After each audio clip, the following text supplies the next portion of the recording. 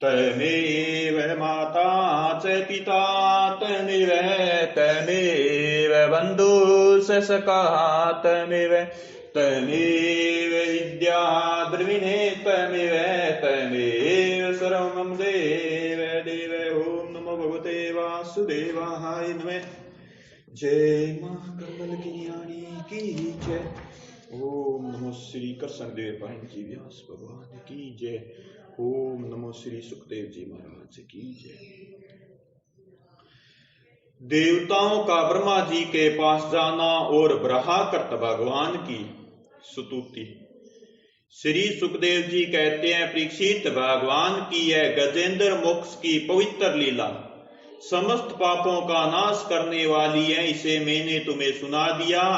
अब रेवत मनवंतर की कथा सुनो। पांचवें मनु का नाम था रेवत।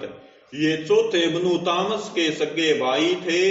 उनके अर्जुन, बलि, विंध्य आदि कई पुत्र थे। उस मनवंतर में इंद्र का नाम था विभु और भूत्र्य आदि देवताओं के प्रधान गण थे। परीक्षित, उस समय इन्य रोमा, वेद शीरा, उद्धव बाहु आदि सप्तषि थे।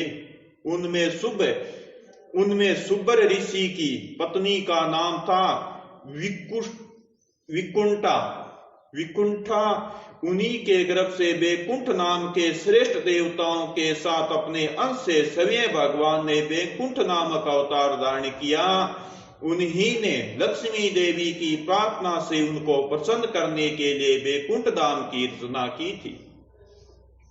वह लोक समस्त लोकों में श्रेष्ठ हैं। उस बैकुंठनाथ के कल्याण में गुण और प्रभाव का वर्णन में संक्षेप से तीसरे स्कंद में कर चुका। भगवान विष्णु के संपूर्ण गुणों का वर्णन तो वह करें जिसने पृथ्वी के परमाणुओं की गिनती कर ली हो। छठे मनु चक्षु के पुत्र चाक्षुष थे। उनके पुरुष सुद्दुमन आदि कई पुत्र थे। इंद्र का नाम था मंत्रद्रुम और प्रधान देवगण थे आप्य आदि। उस मनवंतर में हविष्य, मान और वीर्क आदि सप्तषि थे। जगतपति भगवान ने उस समय भी विराज की पत्नी संभूति के गर्भ से अर्जित नाम का अंशावतार ग्रहण किया था। उन्होंने ही समुद्र मंथन करके देवताओं को अमृत पिलाया था तथा वे ही कच्छप रूप धारण करके मंदराचल की मथानी के आधार बने थे। राजा परीक्षित ने पूछा, भगवान ने क्षीर सागर का मंथन कैसे किया? उन्होंने कच्छप रूप धारण करके किस कारण और किस उद्देश्य मंदराचल को अपनी पीठ पर धारण किया था? देवताओं को उस समय अमृत कैसे मिला और भी कौन कौन सी वस्तुएं समुद्र से निकली? भगवान की यह लीला बड़ी ही अद्भुत है। आप कृपा करके अवश्य सुनाइए। आप भगत वत्सल भगवान की महिमा का ज्यों ज्यों वर्णन करते हैं त्यों त्यों ही मेरा हृदय उनको और भी सुनने के लिए उत्सुक होता जा रहा है। गाने का तो नाम ही नहीं लेता। क्यों न हो, बहुत दिनों से यह संसार की ज्वालाओं से जलता जो रहा हूं। सूत जी ने कहा, शौनकादि ऋषियों, भगवान सुखदेव जी ने राजा परीक्षित के इस प्रकार अभिनंदन करते हुए भगवान की समुद्र मंथन लीला का वर्णन आरंभ किया। ओम नमो सुखदेव जी महाराज की जय। ओम नमो भगवते वासुदेवाय नमः। जय मां कन्नल किन्याणी की जय। श्री सुखदेव जी कहते हैं, परीक्षित, जिस समय की यह बात है उस समय असुरों ने अपने तीखे शस्त्रों से देवताओं को पराजित कर दिया था। उस युद्ध में बहुतों के तो प्राणों पर ही बन आई। वे रणभूमि में गिरकर फिर उठ न सके। दुर्वासा के श्राप से तीनों लोक और स्वयं इंद्र भी श्रीहीन हो गए थे। यहाँ तक कि यज्ञ यागादि धर्म कर्मों का भी लोप हो गया था। यह सब दुर्दशा देखकर इंद्र, वरुण आदि देवताओं ने आपस में बहुत कुछ सोचा विचारा, परंतु अपने विचारों से वे किसी निश्चय पर नहीं पहुंच सके।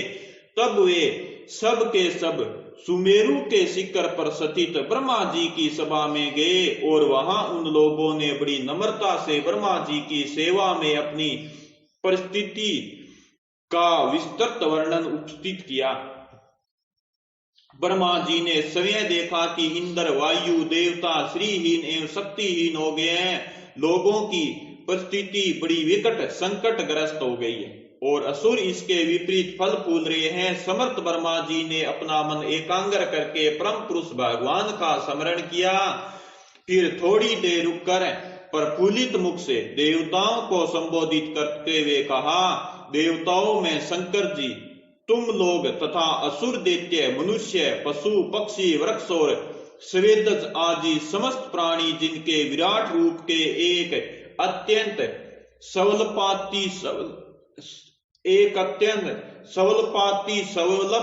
अंश से रचे गए हैं, हम लोग उन अविनाशी प्रभु की ही शरण ग्रहण करते। यद्यपि उनकी दृष्टि में न कोई वध का पात्र है और न रक्षा का, उनके लिए न तो कोई अपेक्षणीय है और न कोई आदर का पात्र ही, फिर भी सृष्टि स्थिति और प्रलय के लिए समय समय पर वे रजोगुण सत्वगुण और तमोगुण को स्वीकार किया करते हैं। उन्होंने इस समय प्राणियों के कल्याण के लिए सत्व गुण को स्वीकार कर रखा है, इसलिए यह जगत की स्थिति और रक्षा का अवसर है। अतः हम सब उन्हीं जगत गुरु परमात्मा की शरण ग्रहण करते हैं। वे देवताओं के प्रिय हैं और देवता उनके प्रिय है, इसलिए हम निज जनों का वे अवश्य ही कल्याण करेंगे। श्री सुखदेव जी कहते हैं, परीक्षित, देवताओं से यह कहकर ब्रह्मा जी देवताओं को साथ लेकर भगवान अर्जित के निज धाम वैकुंठ में गए। वह धाम तमोमयी प्रकृति से परे है। इन लोगों ने भगवान के स्वरूप और धाम के संबंध में पहले से ही बहुत कुछ सुन रखा था, परंतु वहां जाने पर उन लोगों को कुछ दिखाई न पड़ा। इसलिए ब्रह्मा जी एकाग्र मन से वेदवाणी के द्वारा भगवान की स्तुति करने लगे।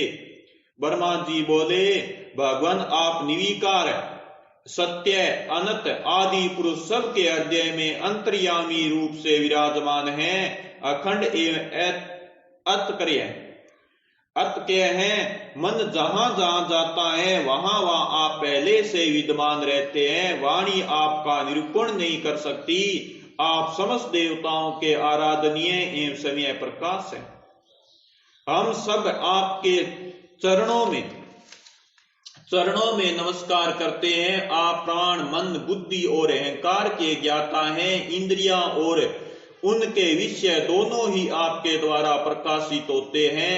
अज्ञान आपका स्पर्श नहीं कर सकता। प्रकृति के विकार मरने जीने वाले शरीर से भी आप रहित हैं। जीव के दोनों पक्ष अविद्या और विद्या आप में बिल्कुल ही नहीं है। आप अविनाशी और सुख स्वरूप हैं।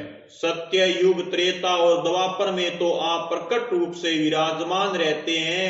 हम सब आपकी शरण ग्रहण करते हैं। यह शरीर जीव का एक मनोमय चक्कर रथ का पहिया है। 10 इंद्रिय और 5 प्राण ये 15 इसके अरे हैं। सत्व रज और तम ये 3 गुण इसकी नाभि है। पृथ्वी जल तेज वायु आकाश मन बुद्धि और अहंकार ये 8 इसमें नेमी पहिए का घेरा है। समय माया इसका संचालन करती है और यह बिजली से भी अधिक शीघ्रगामी है। इस चक्र के दूरे हैं। स्वयं परमात्मा वे ही एकमात्र सत्य हैं। हम उनकी शरण में जो एकमात्र ज्ञान स्वरूप प्रकृति से प्रेम एवं अदृश्य हैं, जो समस्त वस्तुओं के मूल में स्थित अव्यक्त हैं और देश काल अथवा वस्तु से जिनका पार नहीं पाया जा सकता, वही प्रभु इस जीव के हृदय में अंतर्यामी रूप से विराजमान रहते हैं। विचारशील मनुष्य भक्ति योग के द्वारा उन्हीं की आराधना करते हैं। जिस माया से मोहित होकर जीव अपने वास्तविक लक्ष्य अथवा स्वरूप को भूल गया है, वह उन्हीं की ही है और कोई भी उसका पार नहीं पा सकता। परंतु सर्वशक्तिमान प्रभु अपनी उस माया तथा उसके गुणों को अपने वश में करके समस्त प्राणियों के हृदय में समभाव से विचरण करते रहते हैं। जीव अपने पुरुषार्थ से नहीं, उनकी कृपा से ही उन्हें प्राप्त कर सकता है। हम उनके चरणों में नमस्कार करते हैं। यो तो हम देवता एवं ऋषिगण भी उनके परम प्रिय सत्तम्य शरीर से ही उत्पन्न हुए हैं, फिर भी उनके बाहर भीतर एक रस प्रकट वास्तविक स्वरूप को नहीं जानते। तब रजोगुण एवं तमोगुण प्रधान असुर आदि तो उन्हें जान ही कैसे सकते हैं। उन्हीं प्रभु के चरणों में हम नमस्कार करते हैं। उनकी बनाई हुई यह पृथ्वी उनका चरण है।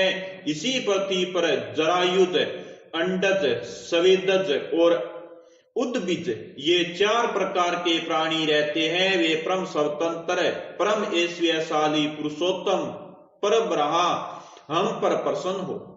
यह परम शक्तिशाली जल उन्हीं का प्रिय है। इसी से तीनों लोक और समस्त लोकों के लोकपाल उत्पन्न होते हैं, बढ़ते और जीवित रहते हैं। वे परम ऐश्वर्यशाली परब्रह्म हम पर प्रसन्न हो। श्रुतियां कहती हैं कि चंद्रमा उस प्रभु का मन है। यह चंद्रमा समस्त देवताओं का अन्न, बल एवं आयु है। वही वृक्षों का सम्राट एवं प्रजा की वृद्धि करने वाला है। ऐसे मन को स्वीकार करने वाले परम ऐश्वर्यशाली प्रभु हम पर प्रसन्न हो।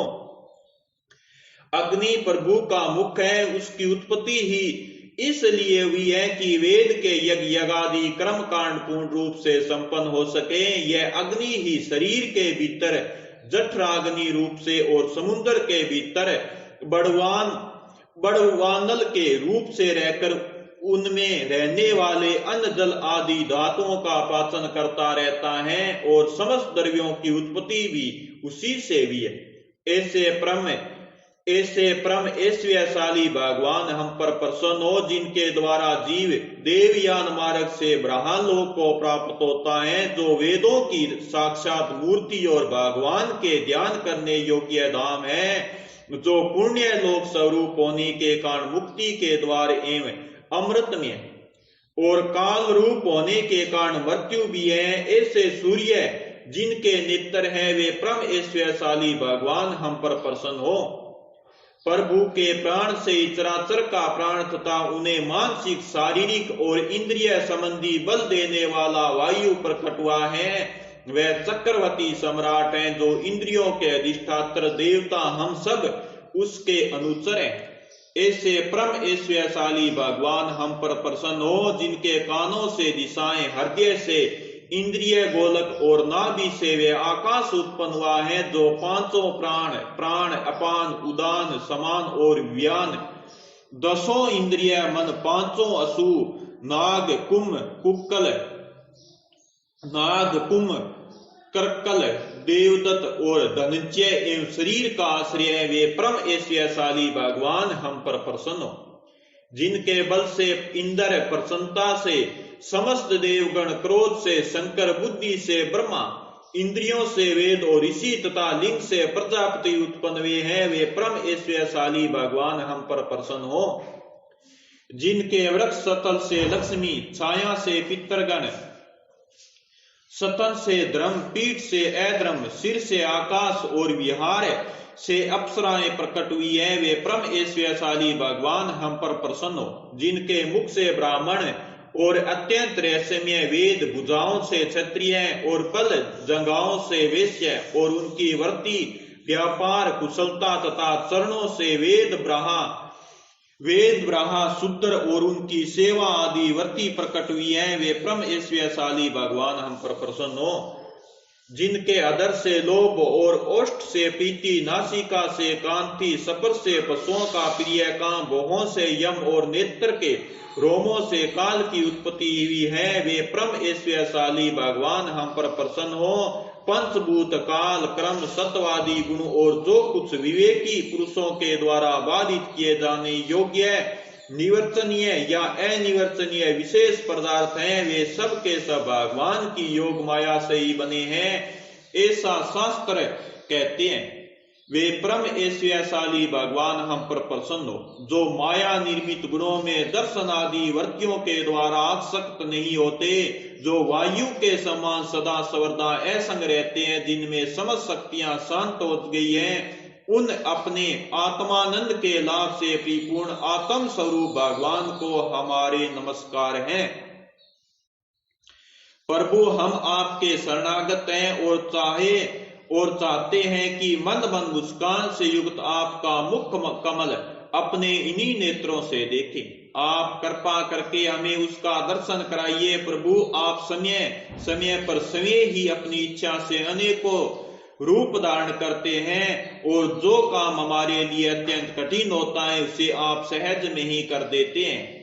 आप सर्वशक्तिमान हैं, आपके लिए इसमें कौन सी कठिनाई है। विश्वों के लोभ में पड़कर जो देहाभिमानी दुख भोग रहे हैं उन्हें कर्म करने में परिश्रम और क्लेश तो बहुत अधिक होता है, परंतु फल बहुत कम निकलता है। अधिकांश में तो उनके विफलता ही हाथ लगती है, परंतु जो कर्म आपको संपित किए जाते हैं उनके करने के समय ही परम सुख मिलता है। वे समय फल स्वरूप ही है। भगवान को संपित किया हुआ छोटे से छोटा कर्माभास भी कभी विफल नहीं होता, क्योंकि भगवान जीव के परम हितैषी परम प्रियतम और आत्मा ही है। जैसे वृक्ष की जड़ को पानी से सींचना, उसकी बड़ी बड़ी शाखाओं और छोटी छोटी डालियों को भी सींचना है, वैसे ही सर्वात्मा भगवान की आराधना संपूर्ण प्राणियों की और अपनी भी आराधना है। जो तीनों काल और उससे परे भी एक रस स्थित है, उनकी लीलाओं का रहस्य तर्क वितर्क के प्रिय है। जो समय गुणों से प्रिय रहकर भी सब गुणों के स्वामी है तथा इस समय सत्व गुण में स्थित है, ऐसे आपको हम बार बार नमस्कार करते हैं। यह प्रसंग विष्णु पुराण में इस प्रकार आया है। एक बार श्री दुर्वासा जी बैकुंठ लोक से आ रहे थे। मार्ग में ऐरावत पर चढ़े देवराज इंद्र मिले। उन्हें त्रिलोक का अधिपति जानकर दुर्वासा जी ने भगवान के प्रसाद की माला दी, किंतु इंद्र ने ऐश्वर्य के मन से उसका कुछ भी आदर न कर उसे ऐरावत के मस्तक पर डाल दिया। ऐरावत ने उसे सूंड में लेकर पैरों से कुचल डाला। इससे दुर्वासा जी ने क्रोधित होकर साप दिया कि तू तीनों लोकों सहित शीघ्र ही श्रीहीन हो जाएगा। ओम नमो भगवते वासुदेवाय नमः।